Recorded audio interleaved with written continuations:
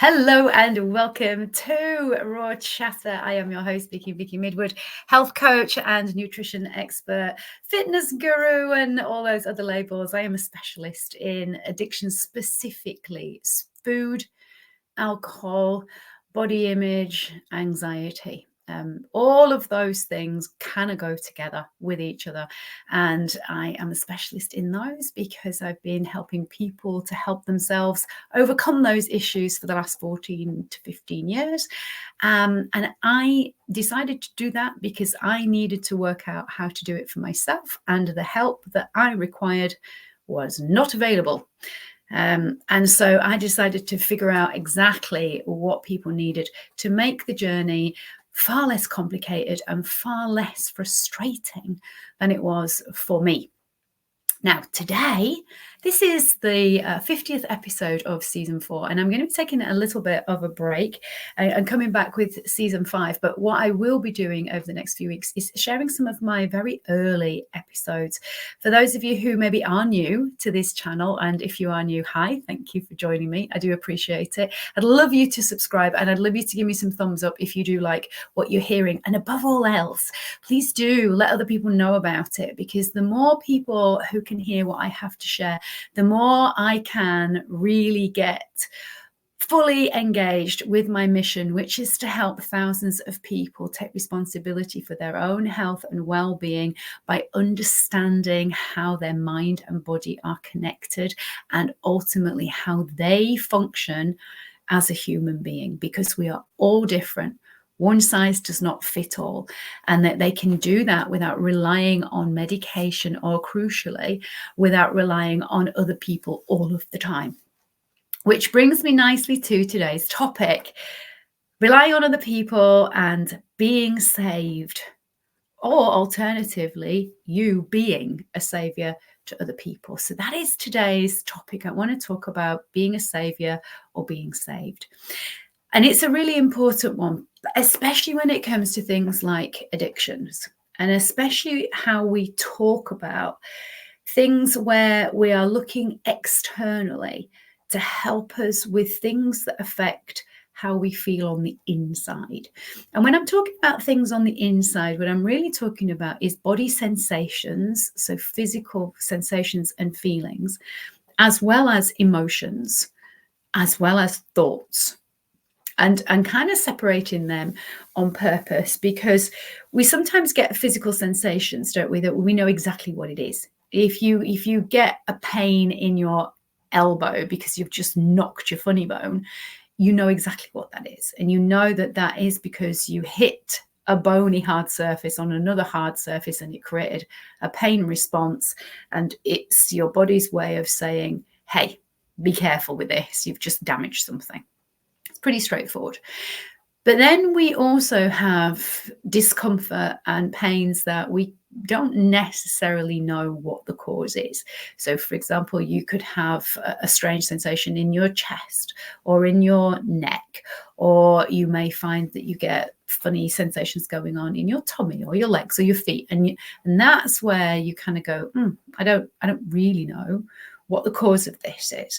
So this is now where the mind and the body are starting to connect and talk to each other. And what we do know is that there are very much powerful indicators of when we are feeling pain or discomfort in certain parts of our body. They absolutely do link to our thoughts and the emotions that are going on in our head, which takes me then to those, because our thoughts and our feelings are very much like this. They're kind of crossed over. And we sometimes it's really hard to determine and discern between the two.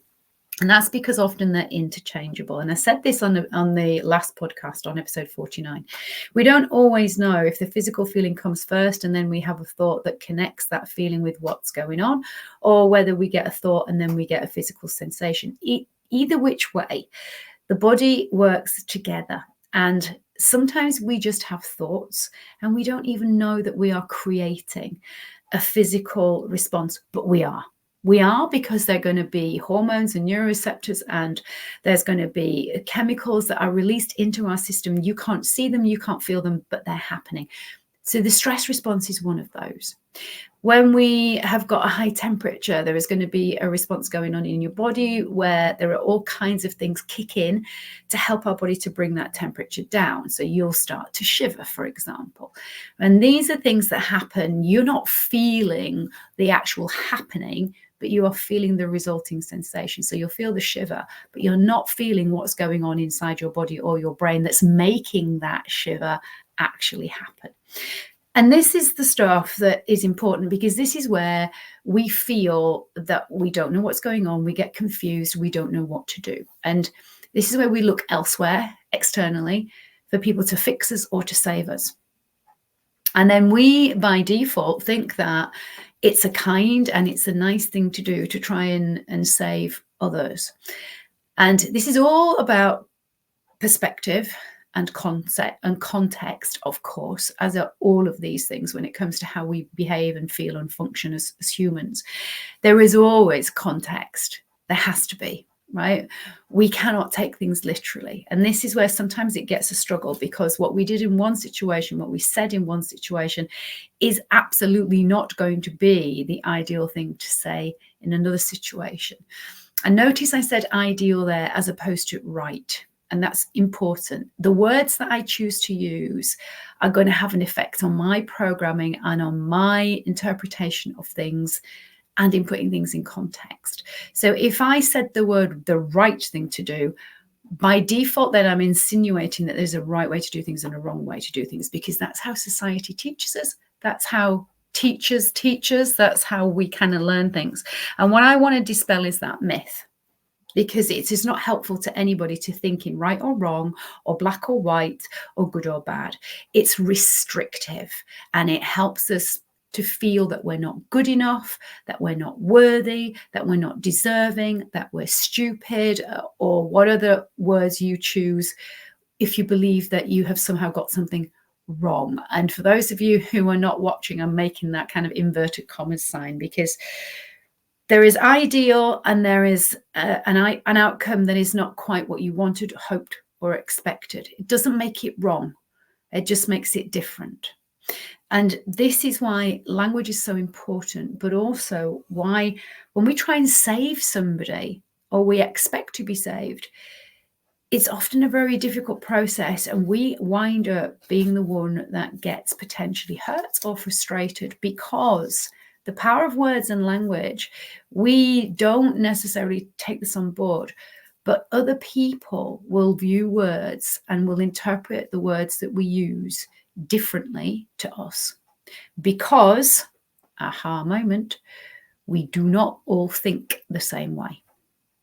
Now, you can know that on a head level, don't you? Because when you're in debates and you hear people arguing over something, it's very, very clear that both parties believe what they believe powerfully, right? And it doesn't mean that both parties can be right or both parties can be wrong, or that one of them is right and the other is wrong. It doesn't mean that.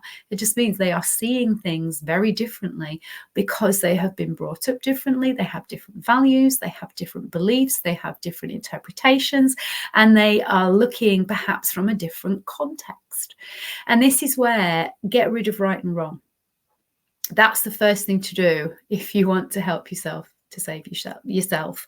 And this is the key to this whole episode, because if we focus on being our own savior, helping ourselves, if addiction is your issue, whether you are addicted to anxiety, whether you have OCD and you're addicted to following certain patterns, whether it's body image issues, whether it is food issues or alcohol issues, if we believe that somebody else can fix us or save us, then we are going to be potentially making it extraordinarily difficult to get better in any way, shape, or form. And whatever better means for you, whether it's more in control, whether it's calmer, whether it's more relaxed, whether it's happier, whether it's more able to do the things that you'd like to do, but you feel too self-conscious, or just think that you're going to be rubbish at it and you won't even give yourself a chance.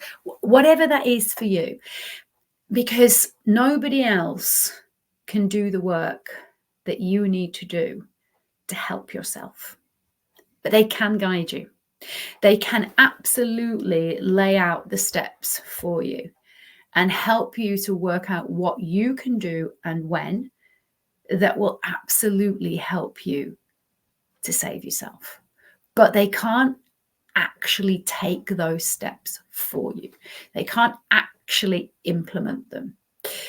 They can keep you accountable. They can be encouraging. They can kick your butt if you fall off and go back into old, very, very familiar, very, very comfortable patterns, which is likely to happen, especially if you have been doing a certain behavior or thinking in a certain way for decades. This stuff is been ingrained. It's like a well-worn path, right? You are going to default back to that. And so what you've got to remember is the other people, external people, can absolutely help you, but they can't fix you and they can't save you. You have to do that. And one of the things you have to do to help yourself to do that is actually ask for that help. And that in and of itself takes some doing. It takes courage. The people who don't reach out for help are the ones who are delusional enough to think that they have the skills to be able to understand their own body when they've never been trained in it, and their own mind when they've never been trained in it, and how those two work together, along with gut function, along with actually understanding how we work with language and hormones and external stressors, whether they be toxicants or whatever. And unless you know all of those things, you are going to struggle to be able to help yourself. Now, did I make it my business to learn all of those things because there wasn't anywhere for me to go to where I could get all that I required in one place? Too right, I did.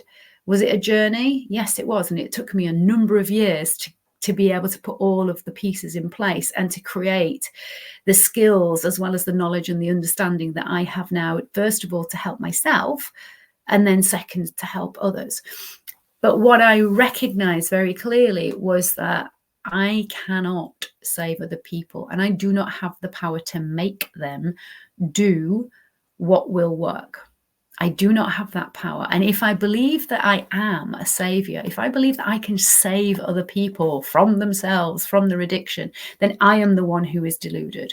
And I am the one actually who really needs to take a hard look at herself, because it's actually extraordinarily selfish, arrogant, and unhelpful to save somebody else, because it means that I am robbing them of learning the lessons that I had to learn. I am robbing them of making the mistakes so that they can know not to do that stuff again. I am robbing them of the practice and the skills, because skills come through practice, and through practice of skills, we become masters. Now, that means a lot of work and a lot of repetition. And I cannot do that work and repetition for other people. I've done it for myself, but I can't do it for them, and I can't make them. And if they don't do it, that's not on me. That's on them. And this is where, if we come from a place, whether you're a therapist or whether you're a parent, trying to save your kids from making mistakes, stop it.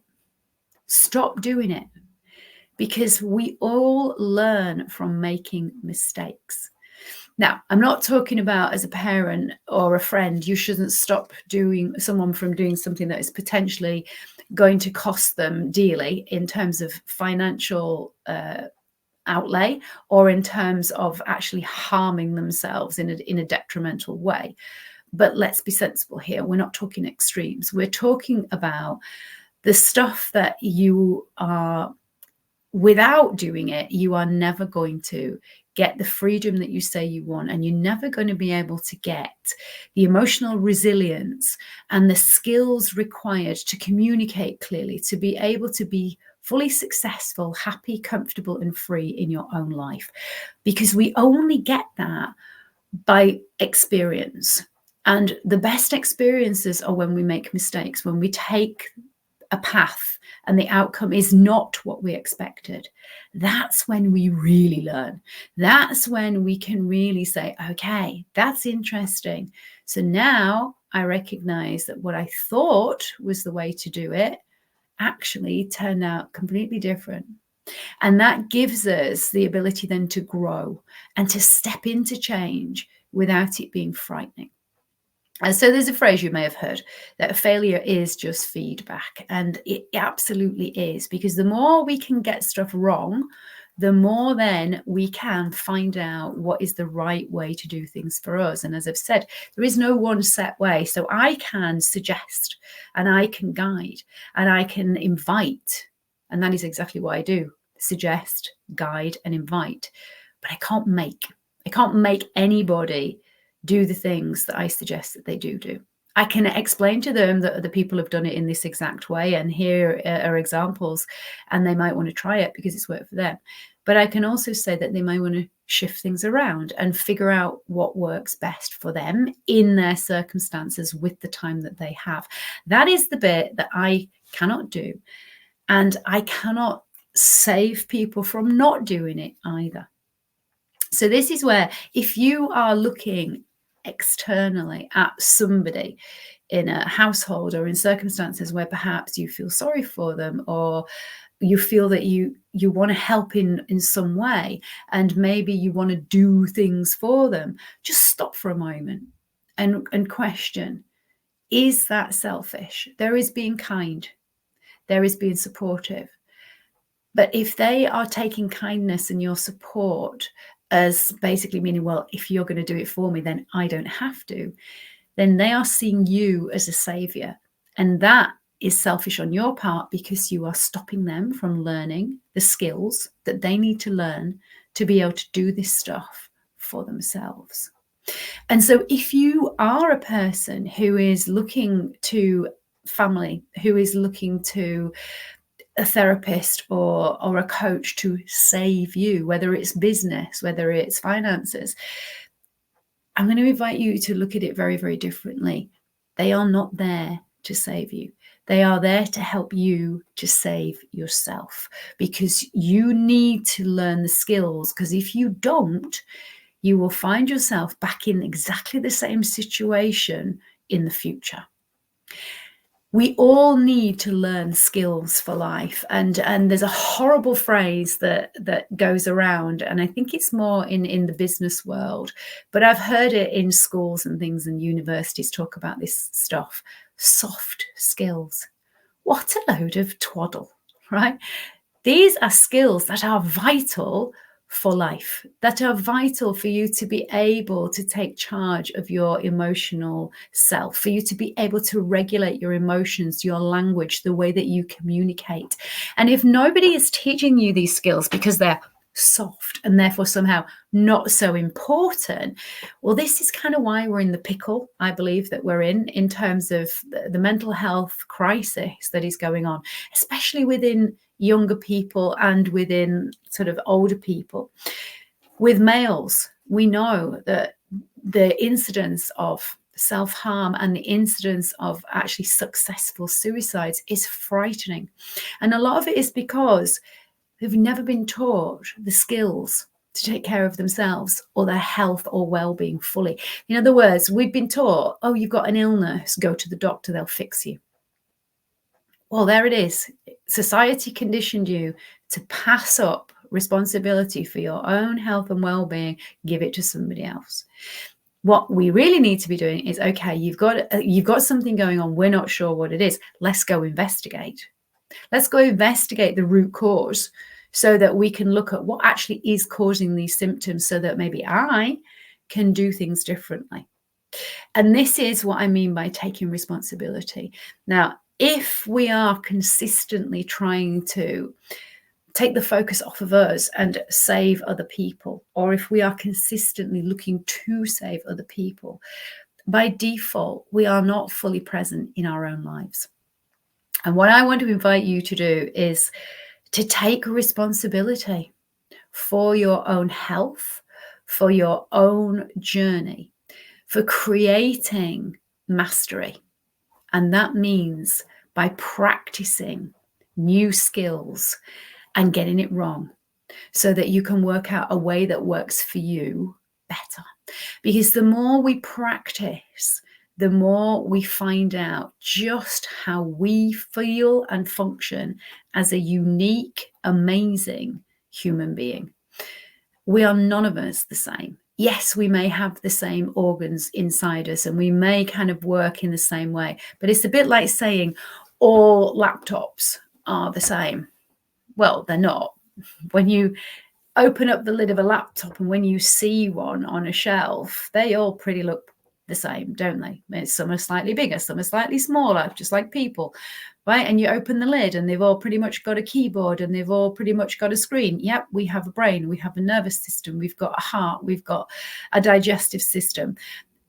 But that's kind of where the similarities then end with both humans and with computers, because what is inside, how that computer has been put together, its basic programming, what it's capable of doing, that is completely different, just as we are. Now, we all have some kind of skills where hopefully if we've got our senses that do work, we can all see, we can all hear, we can all smell. We learn how to speak. Even that's a skill. Right? When you're a baby, you don't have that skill immediately. You have to learn it. And how do you learn it? Repeated practice. Repeated practice. And what if you were waiting to be saved and you let somebody speak for you for the rest of your life? Okay, you're not going to have the best time, are you? So this is where I want you to really take on board. If you are trying to save someone, stop it. It's actually selfish. Yes, support them. Yes, maybe help them by suggesting where they can go to get more specific help if you don't have the skills yourself to help them. But don't do things for them. Let them create their lived experience so that they can understand what works best for them. And if you are somebody who wants to be saved, I'm going to invite you to step into being courageous and recognizing that if you want to have a better life, the only way you're going to get that for keeps, permanently, not just for a short term, is to stop looking to be saved and to save yourself. I hope that's been helpful. I just want to leave you with this. We only have one life and one body as far as we know. So please look after it, because it is looking after you. And until the next series of Raw Chatter, I want to say thank you. Thank you for watching. Again, if you haven't subscribed, please do. If you have got anybody who you think that this episode may be helpful for, please point them in the direction. And if you want to reach out for a conversation with me, if you feel that you do need some help with your health, whether it is gut issues, whether it is you've got dysfunctional eating going on, maybe it is that you are struggling with your weight and with menopause and you just don't know what to do about it. Maybe it's that you are frightened that you have got alcohol dependence going on, or you are just consistently anxious and you're getting all kinds of physical symptoms that you've been told there's nothing wrong with you. If you fall into any of those brackets, then do reach out for a confidential conversation with me. And let's just talk about what I think may be going on for you and what potentially you could do to help yourself. The details are in the show notes of how you can do that. And if you are watching on YouTube, they are in the description. And until the next time, have a good time. Take care of you and enjoy this journey called life. Bye-bye.